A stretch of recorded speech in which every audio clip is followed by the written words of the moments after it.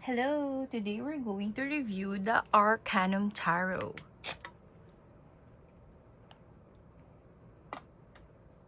Ang ganda nitong card na to. Ayan.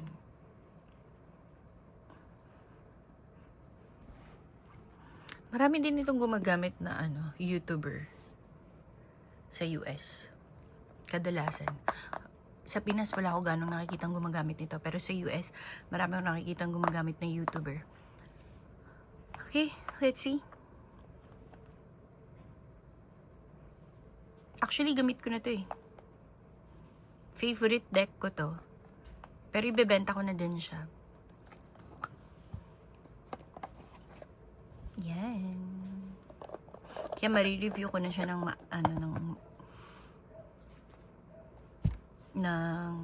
talagang review. So, ito yung kanyang guidebook. Maliit lang yung guidebook niya. Ayan. Wala siyang pictures.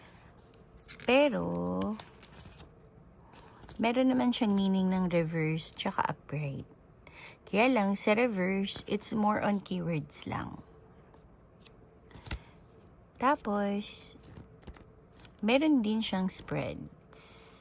Ayan. Tapos, dalawang language siya. Ayan. May mga spreads din siya. Ayan.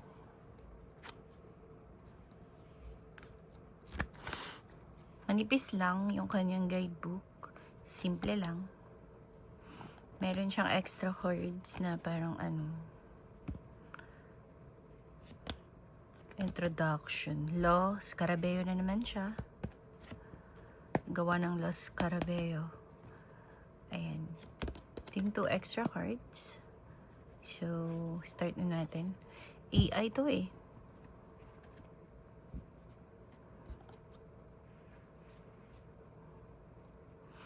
Quality ng card. Tignan muna natin kung pwede mag-reverse. Yes, pwedeng mag-reverse. Reading. Hindi siya halata. Ito yung naka-reverse. Ito yung upright. Quality ng card, makapal siya. Ayan. Makapal naman gawa ng mga Los Scarabeo na na cards. Sa grip, medyo makapal siya, oh. Kasi makapal talaga yung card eh. Quality naman. However, hindi pa tayo mag-flip through. Pakikita ko na sa inyo yung kanyang kinda negative side. Ayan. Mabilis siya mag-dent sa gilid. Nakita niyo yung white something. So, hindi ko pa to gamit na gamit ah. Siguro nagamit ko lang to around 5 times or around, yeah, not more than 5 times. Pag shuffle ko siya ng pag ganun, nakita ko na nag-dents na siya ng ganyan. Eh, maarte ako. Pag nagde-dents na ng ganyan, ayoko na nung cord. Ayun. So, flip through na tayo. Maglalagay ako ng music. Lalagay ko na siya dito sa gilid. You can pause kapag masyadong mabilis.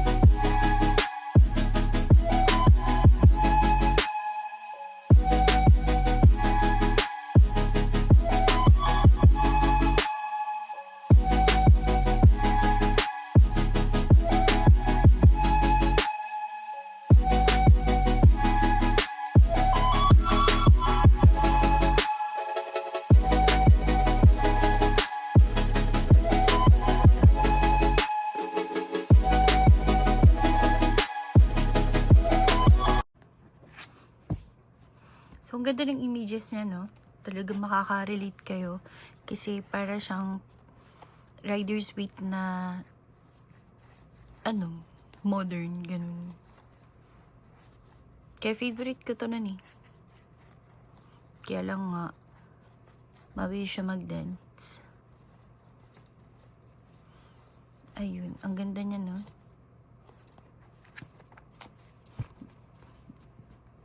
Pwede to sa beginner. Pero okay naman siya eh. Dito lang sa gilid. So, siguro advice ko lang, huwag niyo siya-shuffle ng pag-ganon. Or shuffle niyo ng pag-ganyan pero dahan-dahan lang. Yung pag-ganyan. Ayan, pag-ganyan. Huwag siguro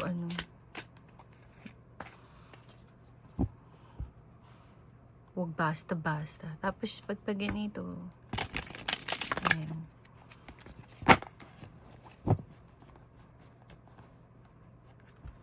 Ayan.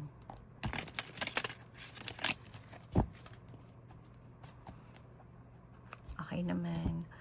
Ganyan. Kung ayaw nyo rin ng pag ganun, casino shuffle, pwede pag ganito. Masarap siya i-shuffle.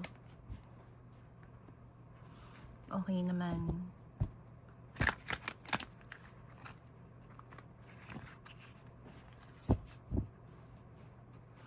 Yun. Alam mo sa akin sana 10 out of 10 to eh. Kaya lang, dahil nga nagde-dance pala yung likod niya. Naging na lang siya sa akin. 8 out of 10. 8 out of 10. Maganda yung images niya. Pwede sa mga beginner, advance. Ang kapal nung card. Yung dents lang yung problem. So, yeah. If you have any tarot in mind, Lenormand, or oracles, just let me know. Baka meron na ako. I-review natin. If not, I'll try my best to find it. And then, i-review natin. So, i-list ko na to sa Shopee ko. Abang na lang po. Thank you. Bye!